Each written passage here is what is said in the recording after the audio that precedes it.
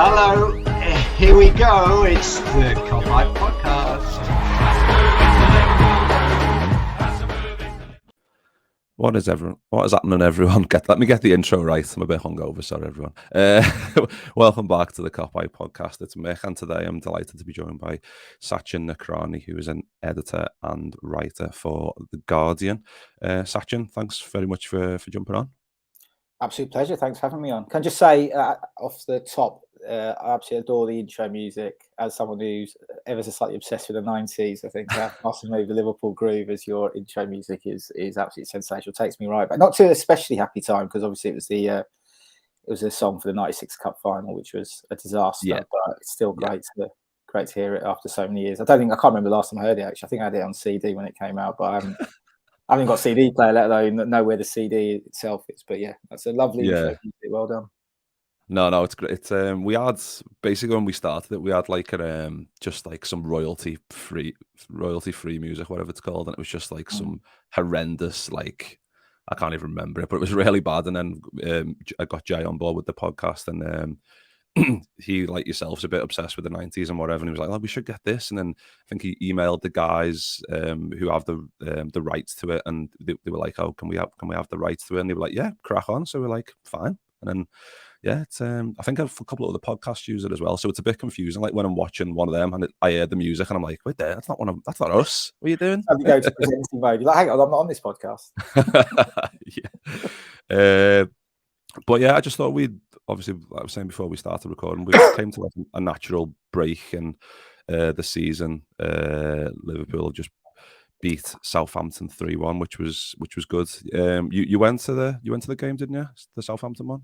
I did, yeah. I was there on Saturday.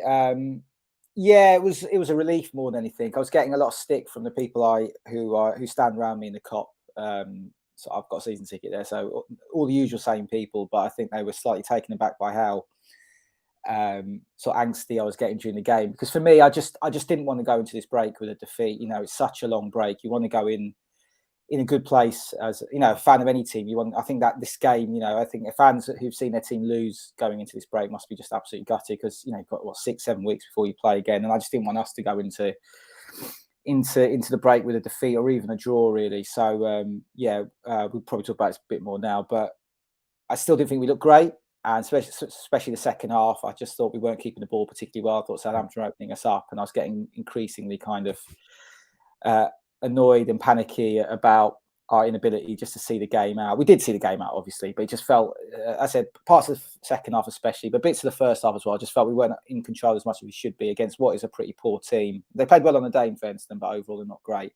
And yeah, a lot of my sort of mates around me in the Cop were kind of taking the piss a bit, sort of telling me to calm down and asking me if I had too much coffee that day. But yeah, overall it was a good win. Overall, once you step away from it and on the way home and stuff, I sort of reflect on the game. I thought, we played pretty well, especially the first half. I thought we were very good. And yeah, we go into the break in a decent place. Not great, obviously, not where we want to be, but in decent shape. Yeah, I think it's funny, like how it's as simple as just winning a couple of games, and all of a sudden the picture looks a lot more rosy, doesn't it? Like, I think, like you said, I agree. Like the first half, it was we scored all 3 of our goals, so it was kind of like, I think it's like I don't know if it's like a little small psychological thing where you kind of think, oh, we've got a 2-goal lead, we don't have to push that hard to maybe get another. But I know what you mean. Like Southampton knocking it around, and it was a bit frustrating to watch. And I was the same as you. I was in the upper main back row. Like, you know, you're never getting higher up in the world than that. Like, it's like that was the moment where I was like, I think I might need glasses. I was like, you know, one of them. I'm like, I can see it, but I'm like, I feel like this might be the time to go to Specsavers and just have a check, because I felt like it was at some moments I was like, can I see the ball properly? But yeah, like I said, a good win. And even when obviously Firmino got the first goal, which was when you watch it back, it's actually a really, really good header, the flick, and it goes into the far corner.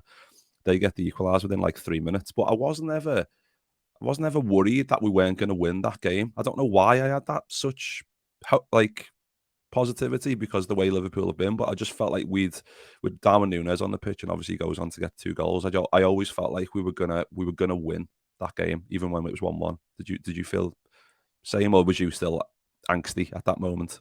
Yeah, I wasn't too disappointed with the goal. I've been angry with a lot of goals we've conceded this season. I wasn't annoyed with the goal we conceded because I just think it was a fantastic free kick by James Ward-Prowse, and he put it on the money. He's obviously probably arguably the best set piece taker in the Premier League. So I wasn't annoyed with the team. I just thought, okay, that's a bit of a blow given we literally just scored a few minutes earlier. And I felt obviously super confident we'd make chances. I didn't think that'd be an issue. I thought we'd score again. I think my issue just watching Liverpool this entire season is how insecure we look at the back. And, you go into that second half and, you can ask why, what were the reasons we had such the drop off? You could say it as you're sort of implying or saying that, they were just seeing the game out 3-1 up. They knew they were probably going to win. They were just trying to see the game out. But last season, and so many seasons under Klopp, when we've seen games out, we've really seen games out. We've just dominated. We haven't given the other team the ball. If they've had it, we've just looked so secure. They haven't found ways through. But as has been the case, it was a case on Saturday, and it's been the case a lot this season. We just still look really open and really vulnerable. And they had 3 big chances to score again. Alisson was absolutely outstanding for me, without a doubt, our player of the season so far. I wouldn't say by a distance, but he is he's ahead of the likes of Salah and Bobby for me. I just thought he was absolutely outstanding. The third save, I was at the other the pitch, the other side of the pitch, obviously in the Kop, and it was all happening down at the Anfield Road end, so I couldn't really tell how good the saves were. Got home to watch Match of the Day, and that third save in particular from Che Adams was just absolutely incredible. And so if a second goal goes in, then even when we're at our pomp, you're slightly worried, but especially in the way we've been this season, I was panicking a bit anyway, but you'd be properly panicking. So I just had the jitters based not really on the game itself, but just the way the season's gone. And I do think that second half, you can say, yeah, we're trying to see the game out. You could argue players were just backing off a bit because the World Cup didn't get injured, although I'm not sure that's really the case, because actually a lot of the players who play on Saturday aren't going to the World Cup. I just think it was fundamentally the problem we had all season. We just, in midfield, we're still a bit too open. We're not getting to the press as quickly as we were last season. The gaps for me between midfield and attack and defence and attack are still a little bit wide. Klopp has alluded to that earlier after previous games. So it just didn't look quite right to me still. But I was always confident we'd create chances. And yeah, Darwin was on absolute fire on Saturday. And I think the thing with Darwin is there's still kind of this narrative around him that, he's pure chaos and he's really raw. And he is a bit. But actually, what really struck me about his performance on Saturday was how just kind of composed and classy it was. Yeah. And that's the kind of player I thought we were signing when we got from Benfica. I went to the 2 Benfica games last season in Lisbon at Anfield, and he looked like a killer. And what's really shocked me about him for us this season is how wild and raw he's looked. It's like going to, thinking you're going to go see Dave Chappelle perform a stand-up gig and getting there and it's Lee Evans. It's still a really good stand-up comedian. But it's something quite different and he's a bit more frantic. But I thought on Saturday he was really classy in everything he did. His hold-up play was fantastic. His movement was great. His movement generally has been great. But in those kind of key moments, his decision-making has disappointed me this season. It's worried me at times, actually. There's that wild shot against City when he should have passed and things like that. But I thought all his decision-making was great on Saturday. There was that brilliant cross for Mo, wasn't it, I think? Yeah, great ball. Yeah, which a keeper came out and made a really good save from. So, and the 2 finishes were really smartly taken as well. So yeah, I thought he was exceptional on Saturday. Looks really good. And looks like he's just really growing into the team and then finding his feet. And obviously had a bad start with the red card and stuff. But yeah, he's sort of catching up on where he should have been probably about a month or so ago. Yeah, I think that was the most. I agree with you. I think that was the most polished performance by Darwin Núñez. I agree. Like the chaos thing is, I just love it because it's so funny because he can score a goal and then he can in this next second later he'll fall over the ball or he'll just do something and you're just like, what's going on? What's going through your head? Because we've seen like you said, you alluded to the Benfica games where he looked like really classy and like running at people, getting in behind, and never looked like shaky on the ball really. And obviously I think it must be nerves and coming to a massive club, Premier League, etc. I think that's maybe been playing on his mind. But now that he's actually he scored 9 goals and 2 assists in like, I think it's like the equivalent of like 10.4 games, like 950 minutes I think he's played. So I saw a stat, I think he's on a goal or assist every 81 minutes for us, which is absolutely brilliant. I mean, it's it's beyond the level of most strikers in the league, and he's a new striker who had that setback with the sending off. yeah, I mean, stat-wise, he's absolutely sensational. The numbers now are frightening, actually. Yeah, and I mean, it's in a weird way. Like before the last couple of games, I was dying for this World Cup to arrive earlier because I was like, right, I want Liverpool to have a break. But now we get to the point where we've won a couple of games, and now we're now sixth in the league, 4 points off United, 7 off Spurs, but we've got the game in hand. So come back and obviously when we come back from the World Cup, hopefully players come back fit. Because I think you were mentioning before about us looking a lot shaky in midfield, and I think that comes down to like Fabinho and stuff. But I also think when we don't have Konate, I think he covers those spaces so well. I think Gomez is great, but I do think Konate makes us just a much better team, doesn't he? Konate's been outstanding. Yeah, the game against Spurs, especially a couple of weeks ago, when we were getting bombarded, that second half, we were. I don't think I've ever seen us so bad in terms of keeping the ball, and then once we got it, using it. And Konate, I mean, he was just it was like a force field, wasn't he? He was just keeping everything he had to deal with a lot in those 45 minutes. Dealt with it all brilliantly. And in the game before, was that Napoli? I think it was Napoli, wasn't it? He was really good as well. Yeah. So I think once he's fully back in the side, he'll be. Yeah, for me, him and Van Dijk now, the centre back partnership. I love, like all of us, I love Joel Matip, but. For me, Konate now he's a different level. I mean, we're looking at, I think, a player who's got the potential to be a genuinely elite centre back, world class centre back. He's still obviously really young, 22, 23. And for me, him and Van Dijk are the centre back partnerships. I thought Fabinho was better on Saturday. He's been really poor this season. Why, I don't know. I mean, I sort of wrote about this a couple of weeks ago. It's about Fabinho kind of symbolises really the team, really, in the sense that the player's just dropped off a cliff. I mean, absolutely outstanding, obviously, last season and for the majority of his Liverpool career. Whether he's just burnt out from being a player, he's probably had to, if you got the stats together, he's probably had to cover more ground than any Liverpool player during the Klopp era, certainly since he arrived in 2018. Maybe he's just caught up with him. Yeah. Whether there is an injury, just we don't know about, because he's actually not missed any games. He's been part of every matchday squad this season. He's either played or come off the bench. So he's not had an injury, but maybe there's something going on there. There might be stuff going on personally with him because he's just not looked right. He's obviously fundamental to the team as well. So if he can, it's a shame he's going to the World Cup. I don't know if he starts for Brazil. He may do. Hopefully he doesn't. I think Casemiro does instead, doesn't he, in that number 6 role. But hopefully it would have been great if he could have stayed back and gone to that Dubai camp we're having and just, rested up and just sort of sorted himself out a bit. I think he'll be crucial second half of the season. But yeah, he did play a bit better on Saturday, so that was promising. Yeah, I don't know what. I think it must be like you said, there's a myriad of factors that it could be, but it must just be a load of different things. And I just feel like there's been a couple of times, hasn't he, where you can see him and Klopp having a bit of a shouting match where Klopp's probably telling him to hurry up and get back into position or make a foul. Because I think in the Napoli game, he was making those fouls, and like some of them were pretty bad, to be fair, but. That's what we kind of want, because there's been times this season where, like you said, we're getting teams are counter attacking and we don't make just make a tactical foul, take a yellow card, let us get back, because we're playing we've always played a dangerous game with the high line. But I think with Konate and Van Dijk, you're not going to get a better duo of centre back in the world than those two in terms of pace to maintain that high line. But when Fabinho just looks like he's running in treacle, then it's really difficult, isn't it, to cover those spaces as well. I mean, teams are just running through us. I mean, the game that really summed it up was the Arsenal away game. I was at that game in the away end and just watching it close up and seeing obviously all season up until that point, but we were just getting physically run through. They were running through us in a way that actually, if you take the Arsenal league game and maybe even the Carabao Cup game from the season, last season at the Emirates, I remember I've got a lot of mates who are Arsenal fans, and I think it was after the league game they were saying, they just said, you guys just look, it's like men against boys. You just look so much stronger than us. You're bigger, you're physically more imposing, and you just look stronger.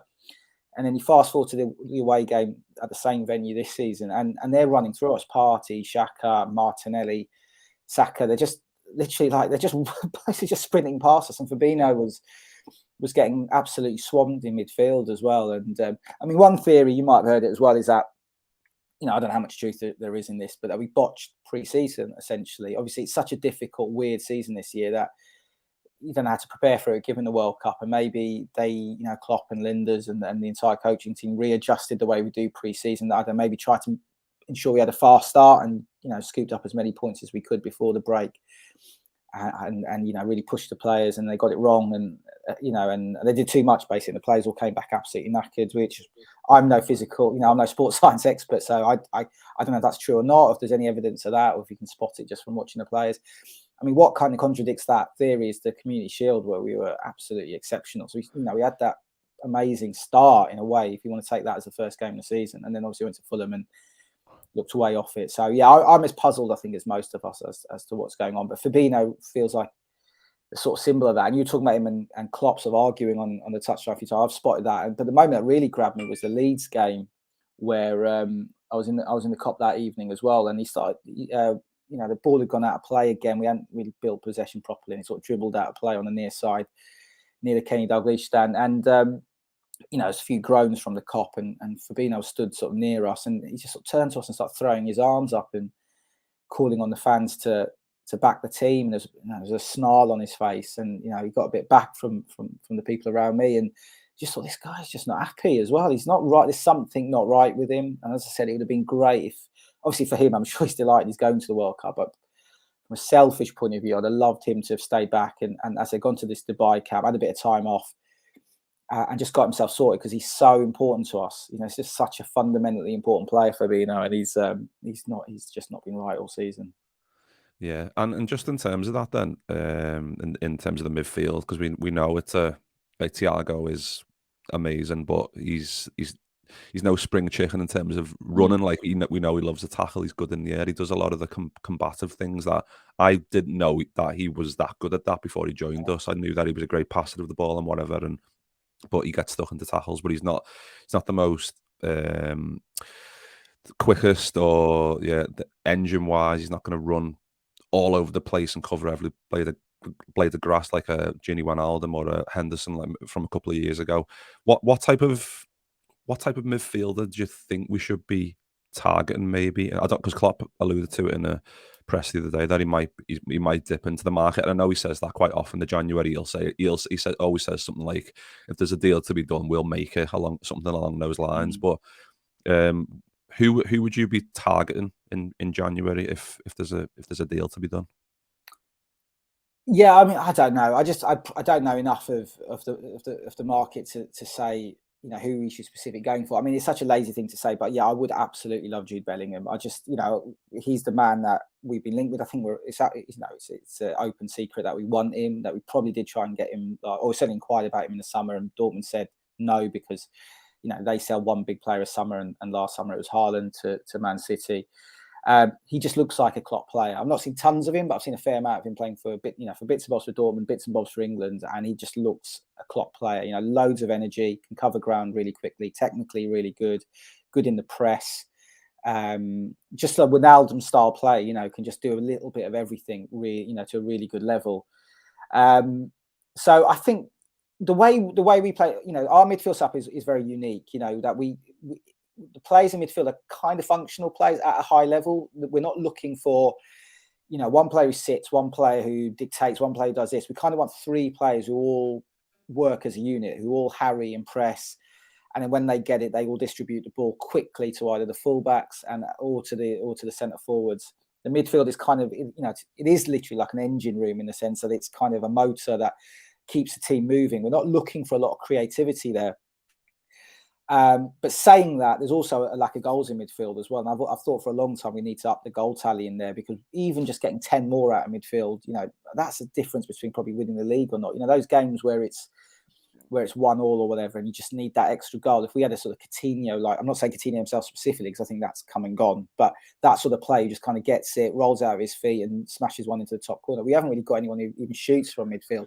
So I have thought for a while, do we need a injection of creativity in midfield, just someone a bit different? I'm not saying him again, because obviously we've got no chance of getting him, but like a Kevin De Bruyne type player. Obviously De Bruyne's an absolute, you know, elite level. He can do a bit of everything himself as well. So I don't know really. It feels like to me on the basic level, we just need to get some more energy back in midfield. As you said, Thiago, brilliant player. Love watching him play. I agree with you as well. I was shocked by how combative he is. When he came, I thought he was, you know, a bit silky player, get on the ball, knock it about and tie the team together. But he really does get stuck in. He's really aggressive, which is great to see. And but he's not, as you said, he's not going to run around, and he is getting on. We talked about Fabinho. I think Harvey Elliott's fitting into the team pretty well. He's probably played far too much football for someone of his age, but he's maybe that's helped his progress as well. And I thought he was actually excellent on Saturday. But I think maybe we need energy. I mean, the ideal player really is Naby Keita, isn't it? Let's face it. He's the perfect player that we need. He's at the right age profile. He does everything we need in terms of that sort of Wijnaldum style box to box play. Defensively, really strong. Can run forward with the ball, break the lines, got a shot on him as well, but he never plays. So I think we have to write him off. We obviously have to write the Oxlade-Chamberlain off as well. So yeah, it's hard to say. I can't give you a specific name beyond Bellingham because he's the obvious one, but I think overall, because of the way the team functions, because of the way it's looking, and because of the age profiles of the likes of Thiago and Fabinho himself and Henderson Milner, I think probably energy. We just need that energy back in midfield the way it was at our best under Klopp, and that's lacking this season. Yeah, because even like in years gone by, like even under Klopp, I have always thought like our midfield was great, but I always thought we could be got at if your midfield is quick and has got a lot of mobility, the likes of it, like against Chelsea when they've got like Kante and Kovacic, and like they can just run through our midfield even when we're in top form, just because the pace. I think we just need a bit of, like I said, a bit of everything, but I think a bit of speed in midfield will help. Just like you said, it seems like we're always half a second late to those pressing formations. So I think if you have a bit of speed in there, you can instantly make that ground up. So I think a bit of speed would be nice in there. And you just mentioned there Naby Keita. Like, just what are your thoughts on all of this stuff with him? Because it seems a bit. People are obviously, there's murmurs that it's not an injury, like it's something else going on in the background, like he wants to leave and whatever else. Do you think that's the real truth? He's not really injured. I honestly, I cannot say. I mean, because of his history, you wouldn't put it past him to have an injury. It would be shock. It could be absolutely anything as well. It could be a dodgy eardrum. It could be a broken nostril. It could be absolutely anything with that guy.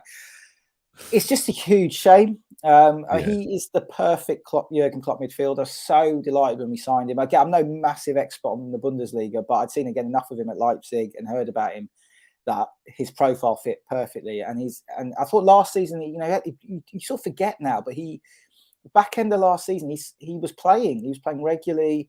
The FA Cup semi-final win against City, he was outstanding in that game, and people then were saying, "Well, that's our midfield now. Naby, Thiago, and Fabinho, and that's it, and we go forward with that." And then this season again, he's just had massive injury problems. I wouldn't be surprised if he's just sort of essentially refusing to play because he wants to move. I think if that's the case, it's borderline disgraceful, just on a obviously basic professional level, given he's a professional being paid by the club, he needs to play, but also just because, from a sporting point of view, surely he wants to play and surely he wants to help his team at a time where they're struggling as well. So I don't know, Naby. I mean, I heard someone recently say, Liverpool fans say, they don't even consider him a Liverpool player anymore. When they're sort of thinking about the team, they either forget he exists, or when he sort of pops back into the head, they can't even fathom him as playing for us anymore. I'm sort of a similar mindset now, in the sense I just don't really consider him a Liverpool player. When I'm sort of thinking about midfield options and stuff, I don't sort of think, oh, well, Naby could come back and do, it's just we're beyond that point with him now. And pretty much with Oxlade-Chamberlain as well. I know he played against Derby and various things, but I think his case is a bit different because he had that really bad injury against Roma, and I think he's just never really recovered from that. But then again, he's also had a history of injury problems where he had that Arsenal as well. But I think those two need to be moved out for sure as quick. Do they put their contracts run out in the summer? So they can probably start talking to clubs in January, can't they? And sort of probably do pre-contract things and then go in the summer. So I think that'd be best for them. Clear the decks, and then we need to get one in January. I think that's pretty obvious, and maybe then another in the summer as well to replace those two. Yeah, because like I said, Keita looks like to be going. Oxlade-Chamberlain the same. James Milner, do you think this will be his last one this year? You'd have thought so, but then I thought that would be the case last year as well. I don't know if he'd be up for it, but sort of a coaching player contract for next season, if that's even a thing. Join the backroom staff, but still be able to be registered as a player. But essentially just play in the cup games, and then maybe make sort of at best kind of 5 or 10 league appearances, probably from the bench, that type of thing. It'd be just great to have him around. I just thought he's like a warm blanket, isn't he? When he came on against Southampton, I just kind of thought, okay, I think we'll be all right here. We'll see us. And he did. He just did that kind of slightly, gnarly shithousey things of kind of, getting his body between the ball and the player, and then just sort of falling over and winning us a free kick. I just sort of love that sort of stuff from James Milner as well. So I wouldn't be against him staying next year, but it would have to be at a point, which I kind of think he's now at anyway, where he's just coming off the bench, helping see games out, playing in the cups. He can't be starting for us anymore. Not in league games or European games. Absolutely can't. I remember the United away game. He started in that, and it was ridiculous. He got completely swamped by their midfield. And he comes up against a midfield that's even half energetic, and he's going to be absolutely destroyed. So just love him. He's been absolutely amazing. Probably the best free transfer in our history.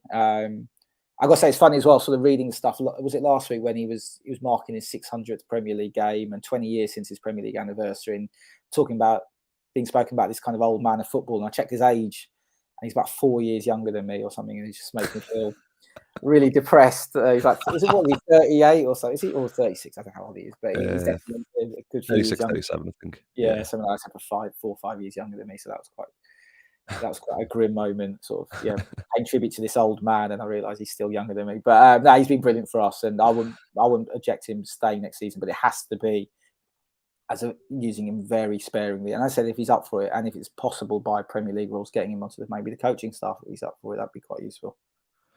Yeah, I think that's why people are concerned as well, because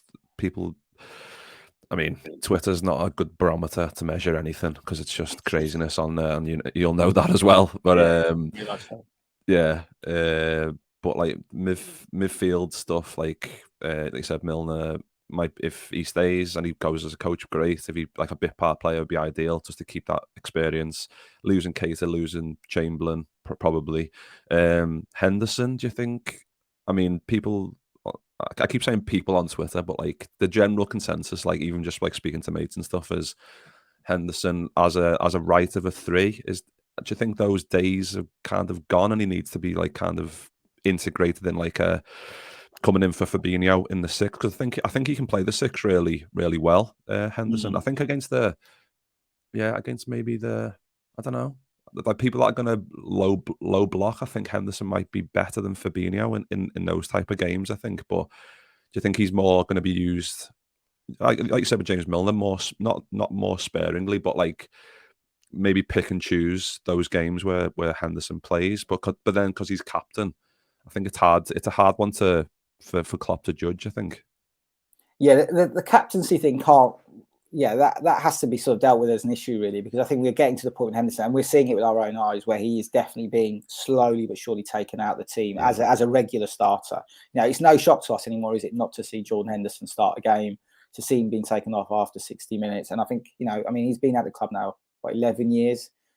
We sort of forget this now, but actually he's had quite a few injury problems as well. He seems to be around, but actually there's been big spells in his career he's had injury problems. So his body's probably really creaking, and I don't want to say falling apart, that's a bit harsh, but he's been through a lot. He's played a lot and gone through a lot of injuries and what have you as well. So and I think we just have to look at Jordan Henderson as a player. I think absolutely certainly from next season, kind of Milner 2 years ago, if you like, a player who really shouldn't be starting games, but has a lot to contribute as a player who helps you see out games. Who can certainly come in for certain specific games, as you say, if you're playing the likes of Southampton at home or Bournemouth or Brentford, could be really useful. Absolutely fine in those games. But if you're going away to United or City, or you got Arsenal at home or Chelsea at home or away, whatever, those sort of games, I really don't think he should be starting. And I agree with you. I think he's absolutely fine in that number 6 role as a backup to Fabinho, as an alternative to him as well. But the captaincy thing, just because he's captain doesn't mean he has to play. And maybe, we've done it before. We've done it in places like Sami Hyypiä, so it's not. And that was when Sami was at his peak. Taking the captaincy of a player shouldn't be seen as a big deal, I think. And I just think maybe not this season, because it's a bit awkward and a bit weird to do it this year.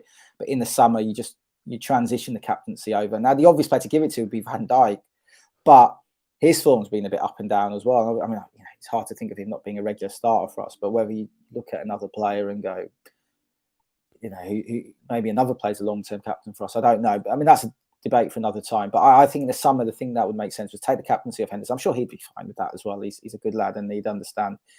Give it to someone else, and then just say to Jordan, I mean, hopefully by then we've signed 2 midfielders, one in January, one in the summer, and just make it clear to him that he's still part of the plans, but he's not, he's far from a regular star anymore, and his games will be picked and choose.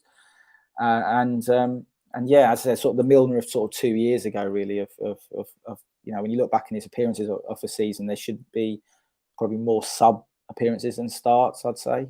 But yeah, so otherwise I agree with you absolutely. I think as a backup 6 or an alternative 6, he's absolutely fine. He's done that role pretty well. Yeah, I think that's why people are getting edgy about like the what are we going to do, because it feels like we've came to a point like where we need to like hopefully one in January, but then we do need maybe a couple if we're losing all the players we just mentioned. There's going to be it's going to be a bigger overhaul maybe than we'd have liked.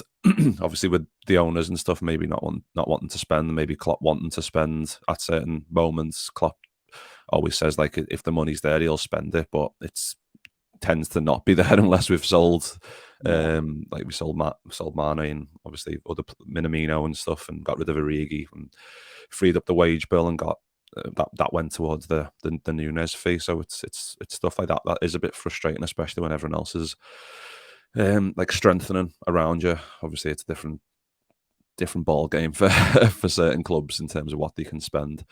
But yeah, to say one midfield name I didn't popped into bed just now as you were talking, because I do think, I don't know what your thoughts are on him, but I'm massively impressed with him, and he feels kind of gettable, although because he's coming from an English club his fee would probably be ridiculous. But I think Jacob Ramsey's an absolutely outstanding midfielder from Villa. Yeah, he feels like a Klopp player as well, and I think given the progress he's already made, you just kind of think, you wonder where he's going to be, and he feels like one of those players where he will end up at a top 6 club. He will end up at a City or a United or a Liverpool or a Chelsea. Those type of clubs. So it feels inevitable, but if you leave it, the longer you leave it, the bigger his fee's going to go. And I just wonder if Liverpool made a move for him. Bit of instability at Villa, obviously just changed manager. They're not doing particularly well. He's one I would look at. And yeah, I sort of just sorry his name just popped into me. I was watching Match of the Day last night when Villa beat Brighton, and just some moments where he's just driving so impressively up the pitch, carrying the ball up, and you just think he looks like a Jurgen Klopp midfielder. He's obviously young, he's English, he knows the Premier League. So yeah, sorry, that was just one name that popped in my head as a possible player, but that also says a lot about how much football I watch. So it's essentially I'm just naming the obvious English footballers, but there's probably some fantastic sort of German, French, Portuguese midfielder out there I'm not aware of either. No, it's a great shout. I think from what I've seen of him, engine wise, like I said, having Gerrard as manager for a bit as well, he'll have helped him in terms of like like you said, those driving runs that Stevie was just fucking amazing at, like just running with the ball, just the speed and whatever, getting into the box, scoring goals. We've seen him score goals for Villa, so yeah, I think he's only 21 as well. So you can, like, if you get him at this point, you're getting a midfielder for 10 years. Exactly. I think like people, like you said, Bellingham, people are mentioning Declan Rice, but that again, it's the fee, isn't it? Like 100 million or like just crazy money. But then I don't really like Declan Rice, but I just think I really do like him. But I just think, as you're saying, his fee's going to be, we've sort of missed the boat on him a bit. And if you're going to get Rice, you need to get him a year or 18 months ago. I think his fee now is going to be triple figures, isn't it? It's just he's an England regular. He's one of the most high-profile midfielders in the country. I just think you've missed the boat. Where Ramsey, I would think you could probably, I mean, it's still stupid amounts of money, but you could probably get him for about 50 maybe in that region. It's a hell of a lot of money. It's mad to be talking about that as a small amount of money, but I think you get him. Whereas I think Rice, you're talking close to triple figures, and that's just, I just don't think he's worth it. I mean, Bellingham is going to be that, but I do think Bellingham is a very special player, and if we've got the money, I'd pay that for him, but I wouldn't pay that for Rice. He's very good, but he's not for me. He's not £100 million plus player. Yeah, just quickly, another one that like I saw on Twitter. There's like maybe Mason Mount might be. I mean, I'm not saying that's going to be attainable at any level, but like there's like contract issues apparently with him, and he's not agreed to a new deal and stuff. And I think he kind of I forget how old he is. He's like 24, is he? 23? Maybe he's older than that. Yeah. But I feel like he's mobile. He can score a goal. It's just moving obviously from Chelsea to Liverpool. People have done it in the past, but I just thought that like you said with the Ramsey, the Mason Mount one just popped into me. That is someone that maybe could, I don't know. I don't even think maybe it wouldn't be something Klopp would entertain, but I think he's a good player, and if we could get him cheaper as well, because of the contract issues, then yeah, even better. He feels a little bit like a sort of Harvey Elliott start type player, and I just feel like he would block Harvey's progress, and I'm loving watching Harvey sort of develop and grow. And I think Harvey's played a little bit too much football, and he's been exposed. And there's been games where he's been over, because physically he does struggle a bit because he's small and he's young, and there's been games where he's been physically struggled, and then you look at him and go, oh, is he the real deal and stuff? I think he is the real deal. The problem is he's played too much football because he's had to, because he's been fit all the time while others around him haven't, and they've been struggling. He's a player who should be taken out, the team occasionally, brought back in, and things like that. So I think his progress is absolutely fine. I think he's just played a little bit too much. And I just look at Mount. I think Mount's a really good player actually, but I just look at him. I think he just feels like someone who would. He's like Harvey, and he'd block Harvey's progress. So. Yeah, that's why I'd be reluctant to look at Mount. Whereas I look at Ramsey, he looks like a bit more of a kind of, I don't know. I mean, he just looks a bit different. He looks like a player complement Harvey. You could look, if we were to get Ramsey, I'm not saying we will, but you could see Ramsey and Elliott being kind of playing in tandem in midfield with a number 6, whoever that would be, for sort of 10 years, and that would be potentially a phenomenal midfield. Whereas Mount feels like the player who would play alongside a Ramsey and therefore keep Elliott out, but. Maybe I'm interpreting that wrong, but yeah, no, I've heard the same stuff about Mount. There's always instability at Chelsea. You wouldn't be shocked of anyone moving in or out of that club. So it wouldn't surprise me when there's issues there, and he does eventually move in the summer. Yeah, I mean, I think Elliott's great, isn't he? I just think hopefully he'll get a bit because, like I said, those physical battles sometimes you want him to. Because the bad injury he had against Leeds, which was just like a freak accident, really. But there's times where, in the Southampton game specifically, actually, where there's a 50-50 to be had, and he kind of doesn't go in fully for it. Do you get that same vibe from he doesn't want to go in like full blooded, which you can. I think maybe it's in the back of your mind. You don't want to get a bad injury and stuff, but.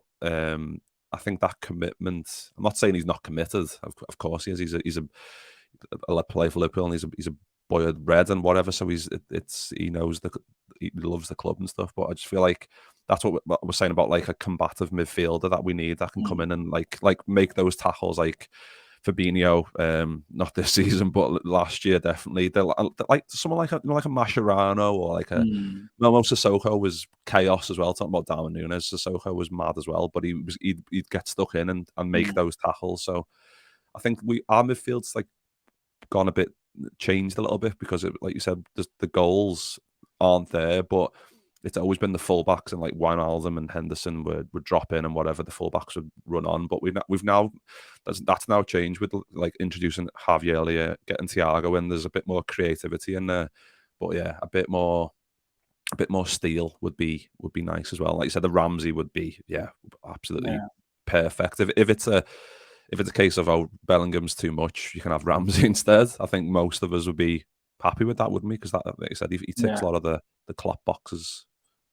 Yeah, absolutely. I mean, just on that sort of broad point about midfield. I mean, I've absolutely got no issues with it sort of reshaping and being sort of imagined and defined under Jurgen, and whether it's going to be a more creative midfield and a bit more like other club midfields, where it's less about kind of being working as a 3, working as a sort of unit to press and harry and be aggressive and turn over the ball and get it to the fullbacks and the forwards as quickly as possible. Whether there's going to be more an emphasis on the midfielders to do more themselves, to carry the ball, to have shots, to cross. That's absolutely fine, and it'd be quite an interesting thing to see. The problem is we're not really seeing it. I mean, Thiago and Harvey Elliott aren't chipping in with loads of goals and assists. I'm not necessarily go at them because I just think we're sort of caught in two minds at the moment. But the way we sort of want to play in midfield is that bit more creative, but it's not super creative, and it's aggressive, but it's not really aggressive. So I think that midfield is a bit of a mess, really. And I think we need to, I'm not really worried about the defence too much. I look at it, and I think once Konate's fully embedded in there, Van Dijk is getting better. He had a bit of a poor start, but he's getting better. The fullbacks are still the fullbacks. And actually, if you look at all the issues with Trent, I do think there are some issues with Trent, but actually I think a lot of it's come down to the fact he's not getting the protection that you've got so brilliantly from Henderson in midfield. The attack is kind of fine. I think it's looking pretty decent. And obviously Diaz and Jota will come back. I just think in midfield, we need to figure out exactly how we want to set that up. Do we want to go, sort of old school Klopp, if you like, the Wijnaldum, the Wijnaldum, Fabinho, Henderson days, And if we want that, then we need to sign the right type of players. Or are we changing and becoming a bit more creative? If we want that, we need to sign those kind of players and just make our minds up. At the moment, we're sort of neither one or the other, and it's just a bit of a mess. And obviously, there's issues around fitness and what have you. So, yeah, we need to decide. So it's hard to kind of know what players to sort of target unless we know exactly what we're looking for. But yeah, I sort of agree with you in that sense that with Elliot as well. I mean, there might just be issues with he's still kind of got sort of mental trauma from what happened against Leeds. So that might be an issue with him as well, generally. But yeah, it'll be intriguing to see how he goes with the midfielders. I think there's that, but there's just no doubt we need one in January, one in the summer, I think. Yeah, I think Ramsey feels like a really good fit. I don't think we get him in January. Obviously, he feels like a summer signing. But yeah, we'll see how he goes. But yeah, we just need some sort of churn in that area of the pitch, don't we? I think. Yeah, definitely. Just before we finish up, I just thought we'd talk a little bit about you, Sachin. Obviously, you're working for the Guardian at the moment. How long have you been there for, or have you been to various outlets during your career? Or yeah, well, I've been at the Guardian for 15 years actually. Yeah, wow. Last month, October the 7th. Was my 15-year anniversary. I started on October 7th, 2007 at the Guardian. And before then, so I'd done a history degree, and then I did a postgraduate journalism course at University of London, sort of learned basic sort of journalism skills. Graduated from there in 2003. And then for 4 years, I worked as a local journalist around London, a couple of local papers, as a reporter, and then as a news editor at another local paper in London. Always wanted to do sports journalism ever since I was a kid. Having realised I was never going to make it as a footballer, I thought I'd write about football instead. And then it's a really difficult industry to get into, mainly because once you've become a sports journalist, you kind of don't leave, because it's, as much as us sports journalists moan, it's a great job, and so you kind of retire on the job. So it's hard to find openings into it. But fortunately, in 2007, a mate of mine actually told me that the Guardian did a trainee scheme where they take on a new sports journalist every year. They had been doing it for a while. I had no idea about it, so I applied for it, and I got in the 2000. I was the 2007 sports graduate intake person, if you like. So yeah, I started in October 2007 on the sports desk, and they just basically threw me into writing from almost the outset. I had very, very, very little sports journalism experience, and a little bit of it at local level, but not much. And then suddenly, within a couple of weeks, I'm covering Premier League games and Premier League press conferences and writing features and interviews. So it was absolutely amazing, whirlwind experience. And then my contract ended in sort of September 2008, and the next person started. And really, that's me out then. I was kind of done, but I loved it so much, I kind of badgered the editor to keep me, and he kept me as someone who works in the office. But then at the same time, because I'd written for a year and they knew I could do it, and they were pretty happy with what I was doing, I was allowed to sort of carry on writing as well, and I covered games in my free time. And then, sorry, to cut long story short, the person who replaced me was the last ever trainee. They sort of shut the scheme down after that. So I was quite lucky in my sense. I got in just in the nick of time. That guy then left. There's no more trainees. That opened up more writing opportunities for me, because there wasn't another trainee coming in. And basically, essentially, I've carried on writing throughout all that time, but I've progressed more in the office, from sort of working with what's known as a sub-editor, where you sort of write headlines and stories and captions, picture captions, and read the copy and make sure it makes sense, to kind of working on the main desk, so commissioning articles, editing articles. I often edit the print section. So if you buy the Guardian newspaper, which I know few people do these days generally with newspapers, but if you do, then at least a couple of times a week, I will have edited the backs of 8 to 10 pages of sport. I'll have decided what goes on the back, what goes inside, what pictures we use, that type of thing, how we project stories generally, which I really enjoy. I did that yesterday, actually. I was editing yesterday. So if you buy the paper this morning, the Monday, listeners to know, Monday the 14th of November, if you buy that edition of the Guardian, I've edited the back sort of, I think we've got 14 pages of sport, sort of leading on England winning the T20 Cricket World Cup and things like that. So yeah, and so the last kind of real 10 years have been a mix of kind of working on the main desk and writing. Last few years, I've sort of stepped back from writing a bit. I've just kind of, lost my love for it a little bit. I don't know. I just feel generally there's a lot of football journalism these days, and and that's great, and it's coming from different outlets, places like The Athletic and things like that. And I just feel it's a really crowded market, and unless I've got something unique to say, I kind of just don't really see the point of contributing, really. But the other thing as well is, I've really sort of loved becoming a proper match goer at Liverpool. I've had a season ticket since 2014, and I've been travelling with a group of guys from London since 2003. And the Klopp years in particular have just been brilliant watching the team play, and being able to go to every home game is obviously just really lucky to do that. And I've sort of taken more advantage of that. And it's just been great watching us play, going to the away games, going to the European aways as well. So I've sort of thrown myself more into that.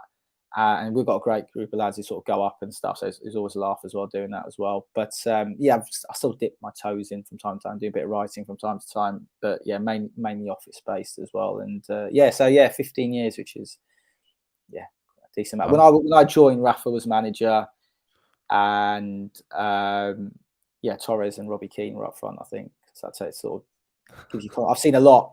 I've covered a lot. I did a bit of writing when Hodgson was manager, which was pretty grim and things like that. But, so I've seen quite a few Liverpool managers in my time at the Guardian. But yeah. Oh, yeah, congrats. That's a long time to be. Like you said, once you're doing something you love, you don't want to leave anyway. And you were mentioning there about like not wanting to write because it's like I agree. There's so many, and like I feel the same about podcasts, and it's a bit ironic that we're actually like we're doing one right now. I just think that's hilarious, but which is also very oversaturated. Like because like if you're watching this or like if you're listening, like we do it via this thing called StreamYard, and it's like it's so easy just to set this up. You can put nice little overlays on. You can put Premier League badges. I have a nice little ticker at the bottom, advertising stuff, and I can get nice people on like Sachin to talk about footy. So it's dead easy to do. So it's easier, which is good. But it's also that is also the problem because there's then loads of people doing it. So it's like there's people. Everyone's got like we started this podcast in like late 2018, and at that time it wasn't like I don't think there was there's nowhere near as many as there is now. I think the COVID that kind of amped things up because people that were in the house, people were like, oh well, I'm a celebrity. What should I'll make a podcast about like how to cook an egg or whatever, just like what are you. I understand if it's something you're passionate about, but there's just some way you're just like, why are you doing this? Like, I mean, but people might be listening to this or watching this thinking these like Mick's in our bed, what's he on about, whatever, and that's fine. But I just think it's something that is very oversaturated. But it leads me on to the next point I'm trying to make. Sorry, like I said, I messed up the intro because I'm hungover a little bit. I went to the Red Men drinks last night and just got a bit too merry. But yeah, it was hilarious. So you've got your own podcast called Fans. Is it Fans the Podcast, or is it called? It's Fans, isn't it? Is it called Fans or Fans the Podcast? It's called Fans. Yeah, the Twitter handle is Fans the Podcast because Fans is taken. I've actually stopped. I stopped doing that only because it was taking up far more time than I thought it would do because of the research that around it, and also I'd slightly run out of guests as well. I had a kind of dream list of guests I wanted to get on, and either I had them or they turned me down or just didn't get back to my emails. But yeah, to sort of briefly explain. Sorry, I was just going to say it's so hard to getting guests is like I'm so like happy that you've jumped on, but it's so difficult. Like, cause I think when you start, you go right. I'm going to get this person on. I'm going to get them, and then I think I've probably messaged every Liverpool player that's ever played for Liverpool, even if it's like 30 seconds. They've got a message from me somewhere, just going, "Hi mate, sorry to bother you, but have you got 20 minutes to talk about the Reds?" And like. We've done like really proud of like the people we've had on. We've had like Momo Sissoko, like we're saying, he's a maniac, but I love him. Sander Westerveld, Marcus Babbel, and like you just talk to these people, and you're like, oh my god, like this is amazing. Like even if it's like Jimmy Traore on, because I interviewed him a couple of years ago. He's an absolutely lovely bloke, and he was really fascinating. Really talks really well about his time. They were very honest and stuff. And have you had him on? Have you had Jimmy on? Or no, I haven't managed to. Get Jimmy, but I think he's open to things like this, so it'd be good to get on. Yeah. No, I think I tried. I think Instagram, like just DMing on Instagram, tends to work with most people. Like Bolo Zenden was just like replied in like 3 seconds. I was like, oh my god! I was was just so shocked. I was like, why has he replied that fast? It was quite concerning that he must just he was waiting for Mick to give him a Nick's message. finally messaged me. Yeah, I'm ready to yeah, go. The day's arrived. Yes. Yeah, no, I agree with you. It's kind of a mixed bag, really. Like some people think, I think they'll come on. I think they'll do it, and then they don't. And then others think this is a bit of a long shot, and they come on. I mean, the most kind of big name I had on Fans, just to sort of explain what Fans is. So yeah, I started it actually, like you were saying, slightly hilariously. I started it in lockdown, kind of the height of lockdown. But it was I had been doing another podcast with a friend of mine, which was just kind of a general sort of life, social, culture podcast. Social media sort of culture podcast with a friend of mine, and it was based in a pub, and we just meet up in a pub and have a chat. And so it was kind of trying to get that sort of pub chat feel. So you feel like you're sitting in a pub with us and having a drink, and hear sort of people, having a drink in the background and glasses clinking and stuff. So that real nice feel to it while we just chat about various things. And obviously COVID happened, so we couldn't do it anymore because you couldn't go in the pub anymore. So that was a bit of a loose end. And I thought, I'm personally really into podcasts. I've always got, 4, 5, 6 on the go. Various ones: football, music, comedy, movies, things like that. So I absolutely adore them, and I sort of got into podcasting. And I thought, and then when the other one fell through that I had my mate in the pub, I sort of wanted to do another one. And I'd shied away from football ones because I just thought there's so, like you said, there's so many football podcasts. I didn't really have anything to offer. And then I thought something I actually love is talking to people about why they support the team they support. Their sort of the reason for it, and the memories and the best moments they've had and the worst moments, the best players, the worst players, funny moments in the ground, things like that.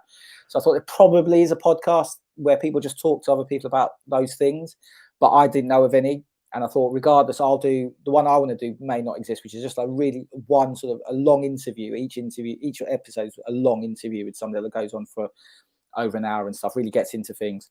So that's what Fans was, and it's just literally talking to people about why they're a fan of the team they support. And I started that in August 2020. The first episode was actually with an Everton fan called Matt Jones, who hosts the Blue Room podcast, which is a really good Everton podcast, and he was really good. And yeah, I think I did sort of 32 episodes. I did them in blocks of 8, and I stopped last summer because I sort of run out of guests, and it was a bit more time consuming than I thought it was going to be. Because when you research, researching Bury or so some clubs, their history and you can rattle off questions. If you're talking about United or whoever, even a club like Leeds or whatever. But you're sort of getting into Bury and Fiorentina even and stuff. Like, you think, I don't really know the history of these clubs. You have to sort of read about it and stuff. So it took a lot of time. But yeah, just sort of about the guests. So yeah, some guests sort of turned me down. I thought they'd come on. I was a bit gutted they didn't come on, or they ignored me, whatever. Then others, you're like, oh my god, I got that person. Probably the biggest one was David Baddiel. I mean, talking about the 90s. Yeah, talking about the 90s again. I grew up watching him on fantasy football and obviously 3 Lions and all that stuff. Real icon of 90s football. So I was keen to get him on to talk about Chelsea. I found his agent's email address, I think it was, and I messaged inviting him on, thinking I won't hear back. And yeah, within a day, his agent coming back to me said, yeah, David's up for coming on. So that was great. Yeah, so I spoke to him about being a Chelsea. He's obviously a big Chelsea fan. Had Kelly Cates on talking about being a Scotland fan. Got her to talk specifically about being a Scotland fan. So yeah, and a few others, but others were just maybe not like big names or high profile names, but just people I knew because I've either followed them on Twitter or had read their stuff or just knew about them generally, who I knew were really interesting, who had really good stories to tell about why they supported the team they did or their experiences of supporting the team they did. And yeah, everyone was absolutely great. But yeah, I've sort of from a Liverpool point of view, I did 2 Liverpool episodes. One with Kevin Sampson, who's a good mate of mine, obviously a brilliant writer. He wrote the Anne Williams documentary, or the drama that was shown at the start of the. Yeah. It was started this year, wasn't it? For so long ago, yeah, started this year. The brilliant Anne Williams drama. He wrote that, and yeah, just great guy, Kevin Sampson, and also had James Pearce on as well, talking obviously from the Athletic, used to be from the Echo, football Liverpool writer for them, talking about being a Liverpool fan, and I thought his story was really interesting because, like me, he's a Southern Liverpool fan. Grew up in Bath and supported them, and then moved up to Liverpool specifically to go to Liverpool University, so specifically he could watch a team play, and then obviously stayed in the city, got married and had kids and has lived in Liverpool ever since, and obviously become a very well-established writer on the club and stuff. So yeah, there were some of my sort of Liverpool voices, but yeah, no, I really enjoyed it. But it's all out there if you want to find it. Yeah, Fans of the podcast at @fans_the podcast, I think it is the Twitter link, and all the links to all the various episodes I've done are there. So yeah, really proud of it, but I parked it for now, and I may or may not get back into it at a future date. I'll have to see. Yeah, no, I listened to a few of them, and like I agree. It's like it's fascinating, like just get people's like you said, just like how they became like a fan, like because we do a show called Famous Fans, so that's the hardest to get for because you're trying to find very niche a celebrity who supports Liverpool, and obviously there's quite a lot, but trying to get them, like we've had on Harvey from So Solid Crew. That was he's what a guy he is. He sorted me out for tickets, got me like yeah. What I still speak to him now. He's such a what a legend. DJ Spoonie was great as well. And then we had who was next after that? Oh my god, this me hungover brain's not working very well. We had anyway the one that you said like the biggest one for you. The biggest one that I was like astounded when he replied was Alex Horn from obviously it's Taskmaster. Yes, I remember you speaking to him. Yeah. I didn't actually know he was a Liverpool fan. I think until I saw you tweet out that he was on. I was like, because I know he sports like a really small club as well, doesn't he? I think he's like sort of his local team. But Liverpool's his kind of big team, isn't it? I think that's the way it works. Yeah. Chesham United or something. That's it, Chesham. Yeah. I was thinking of getting him on to speak about Chesham, but that would be great if you could. That would be really good. I did try and get my dream sort of other Liverpool guest was John Oliver, who I'm a massive fan of. Obviously the comedian does Last Week Tonight, the big show out on HBO in America. He's just a brilliant comedian. I did message and I got a polite thank you for the offer, but John isn't interested, essentially, which is fair enough. It's despite I thought he'd be great, obviously speaking as someone who is living abroad. And I think that's really interesting, people who support us from abroad as well, in terms of how they follow the team, getting up at stupid o'clock to watch us play and stuff. I think it's really interesting as well. And just talking about musicians, you talking about Harvey and DJ Spoonie. I had John McClure, who many people may not know about, but he's the lead singer of a band called Reverend and the Makers, who I absolutely love. They're great. But if you don't know about Reverend and Makers, go check them out. Absolutely banging band. And he came on and talked about being a Sheffield Wednesday fan, he was great. Absolutely loved talking to him. So it's always exciting to get a musician on. I mean, my absolute dream guest was getting one of the Gallaghers on to speak about being City fans. I did try both Noel and Liam. Noel, I got no response from. Liam, I did actually get a message from his representative saying he doesn't do podcasts. So even that was a bit of a thrill, just getting a message back from someone who represents him as a big Oasis fan. But I was always shooting at the moon with those two. I didn't think I'd actually get either of them. So that was fair enough. Yeah, I think it's what, for me anyway, it was like when you get someone and you're like, oh, wow, that one worked. And you go, right, you feel invincible. You'll try anyone. You go, and you start doing crazy shit. Like, I was like, right, let me get a list up. And I was like, famous Liverpool fans, Samuel L. Jackson. Fuck it. I'm gonna try and get in touch with Samuel L. Jackson. Obviously, just nowhere near getting anything replies.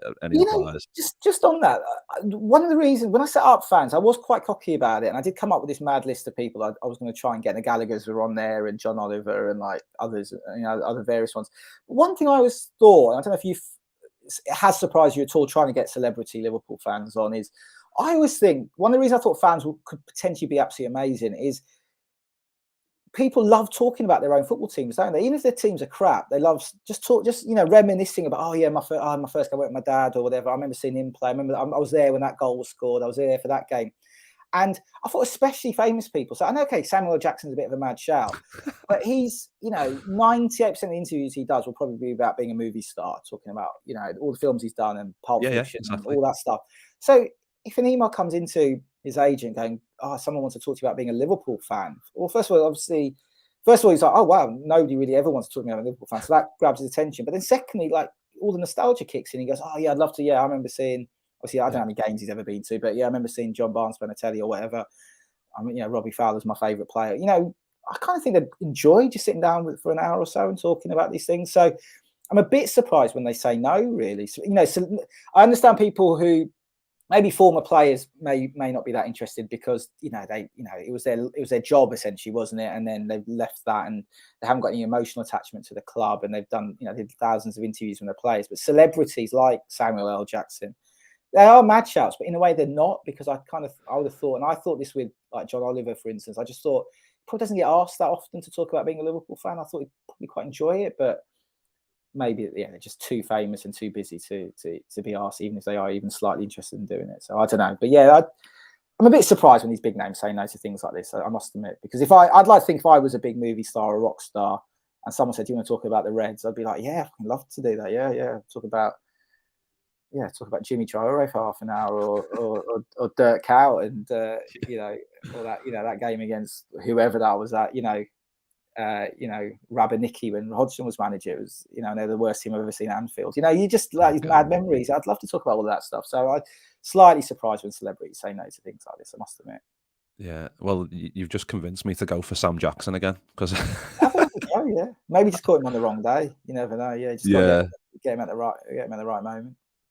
Yeah, I think there's quite a few, like Millie Bobby Brown, obviously Stranger Things and whatever. She's like in interviews saying she's a Liverpool fan, but like she's at this point in her career where like she probably got like 400 like PAs or whatever, just managing inboxes, just fending off stuff. Tried Damien Lewis. I got a reply, not from him, obviously, not from Homeland. He's a big Liverpool fan. Well, I saw him at the Fulham game, actually. I was in the press box for the Fulham game on the opening day. I looked to my right, and he was sat, because the Fulham press box is in with the Fulham fans on that stand, where whatever name that stand is. And I looked to my right, and I was like, "Is that Damien Lewis?" And I looked a bit closer, and it was. And I tweeted, and I must admit, for my sins, I think I didn't know he was a Liverpool fan, or I'd forgotten. And I tweeted a picture going, "Damien Lewis is, that's Damien Lewis at the game." I thought he's probably a Fulham fan, because they've got a lot of celebrity fans, because obviously nice part of London and stuff, and a lot of famous people live around there. And then I got a few tweets back going, "Oh yeah, he's a Red," and I was like, either I knew and had forgotten, or I didn't know at all. But it certainly caught me a bit by surprise. But yeah, he's a big Liverpool fan, isn't he, Damien Lewis?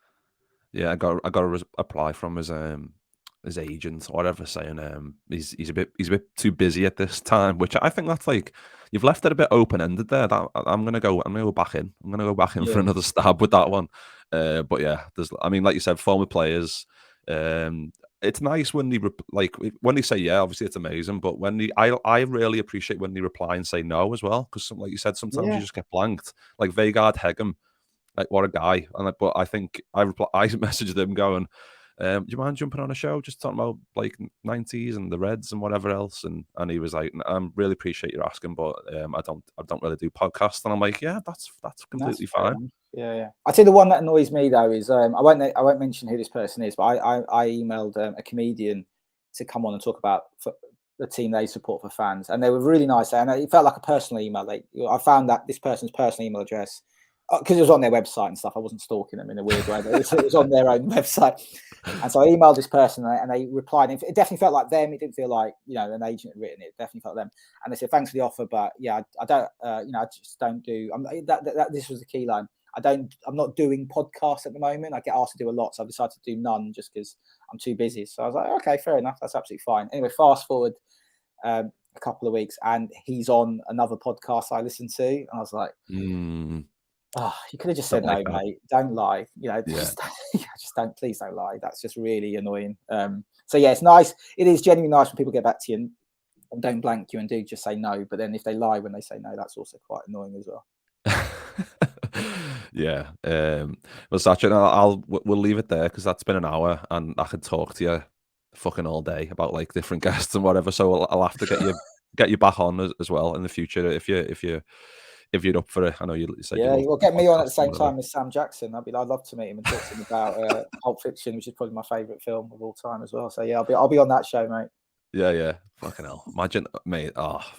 My head would, if I got a reply saying yeah, my head would fall clean off my shoulders. Like that would just be like, I was shitting myself talking to Alex Horn. I was like, I had to have a few cans before I did that show. I was loading up my computer, and I was like, oh my God, I need to go and get a bevy. Oh my God. But yeah, that was a good one. If you haven't watched or listened to that one, go on. He's top guy, Alex Horn. Yeah. He's what a legend. And I went down to, they done like a Taskmaster, like a live gathering, and I checked, like you said, Chesham's grounds, and I went down, and just hundreds and hundreds of people got to meet him, and had a little chat and stuff, which was good as well. But yeah, Sachin, thanks very much for jumping on. If you're not following Sachin on Twitter, then yeah, you should go and do that. But I'll put all the links to his socials and stuff in the description on the video. But yeah, we'll leave it there, Sachin. Thanks very much. I was going to say, if you're watching live, I'm so used to doing live shows. But if you're watching, do like and subscribe.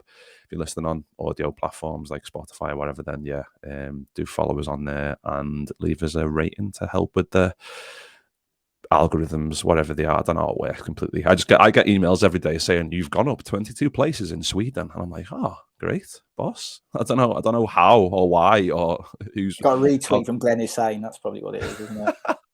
What a guy. Boosted the Swedish numbers. Yeah. He's probably not on Twitter. Have you had Glenn Hussein on this podcast? No, but the guy one of the guys that do the show with is he's Swedish and he follows. I think they follow each other, so it'll happen at some point. We haven't got round to it yet. My mum's favourite player. She saw a poster of him on my wall when I was like 10, and she actually explicitly said, "I think you're in front of my dad, or he's very handsome." I was like, "Oh wow." Slightly stomach turning when your mum tells you she fancies a fella who's on your wall, but yeah, was good looking in fairness. He was sort of silver edge box than the old Glenn. Yeah, he's a good guy. But yeah, nice one everyone for watching or listening. Thanks again to Sachin, and we'll see you all next time.